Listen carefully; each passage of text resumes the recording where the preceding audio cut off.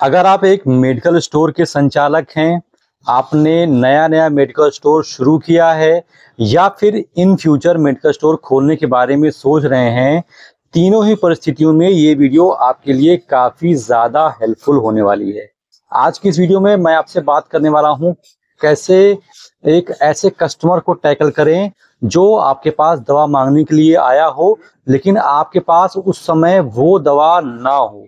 आपके पास कस्टमर ने दवा मांगी और उस समय आपके पास वो दवा नहीं है, तो आपको किस तरीके से उस कस्टमर को जवाब देना है ताकि वो कस्टमर आपके पास अगली बार फिर से दवा लेने के लिए आए, वो कस्टमर आपका टूट ना जाए।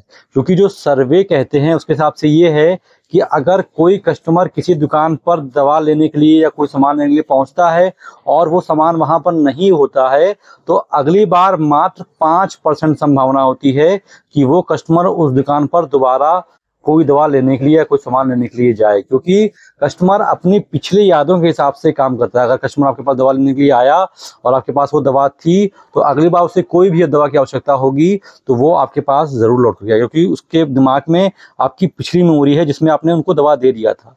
तो कस्टमर अगर आपके पास आता है और आपके पास दवा नहीं रहती है, तो बहुत कम 5% संभावना होती है कि वो दोबारा आपके पास आए। तो आप उससे किस तरीके से डील करें कि वो कस्टमर आपका टूटे ना और आपके पास दवा ना हो तो भी वो अगली बार आपके पास आ पाए। देखिए, आपके पास कोई कस्टमर आया, दवा आपके पास नहीं है, तो आपको डायरेक्ट नहीं बोलना कि भैया दवा नहीं है मेरे पास। आपको ये बोलना है कि सर मेरे पास ये दवा थी, अभी अभी खत्म हो गई है, ऑर्डर लगाया हूँ, बंदा लेकर के आ ही रहा होगा, बस कुछ देर के बाद दवा आ जाएगी। और ऐसा करिए कि आप अपना नाम और मोबाइल नंबर मुझे बता दीजिए, जैसे ही दवा आएगी मैं आपको इन्फॉर्म कर दूंगा। अगर आपको बहुत ज़्यादा जल्दी है दवा लेने की तो आप कहीं अगल बगल से दवा ले लीजिए, लेकिन मैं आपको इन्फॉर्म कर दूंगा अगली बार आपको दवा लेनी होगी तो यहाँ पर मिल जाएगी। मेरे पास दवा थी, अभी जस्ट खत्म हुई है और ऑर्डर मैंने दे दिया है, वो लेकर के आ ही रहा होगा दवा।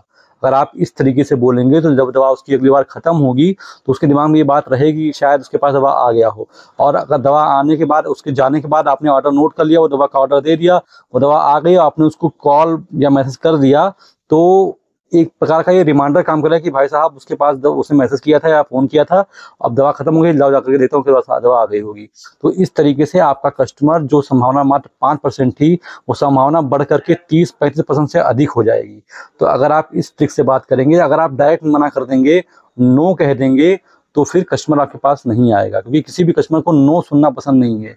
वो अपनी बाइक से, अपनी कार से उतरा, आपके शॉप पर आया, दूर चल करके आया, आपने कहा दवा नहीं है, तो वो आपके पास दोबारा नहीं आना चाहेगा। तो इसलिए उसको डायरेक्ट नो ना बोलें, आप उसको बड़े ही शालीनता से समझाएं, बताएं कि सर ये दवा मेरे पास थी, अभी जस्ट आज ही खत्म हुई है।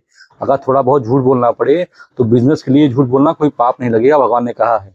तो आप उनसे बोलें कि भाई जब दवा थी, अभी जस्ट खत्म हुई है, ऑर्डर मैंने दे दिया है, वो ले करके आ ही रहा होगा। आप अपना एक काम कीजिए, अपना नंबर दे दीजिए, नाम दे दीजिए, जैसे ही आएगा मैं आपको फोन कर दूंगा।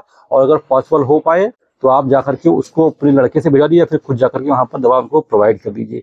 अगर आप इस तरीके से टैकल करेंगे तो कस्टमर आपका टूटेगा नहीं। ये कुछ छोटे मोटे ट्रिक्स हैं, अगर आप इसको अप्लाई करेंगे तो मेरे ख्याल से आपको बेनिफिट होगा।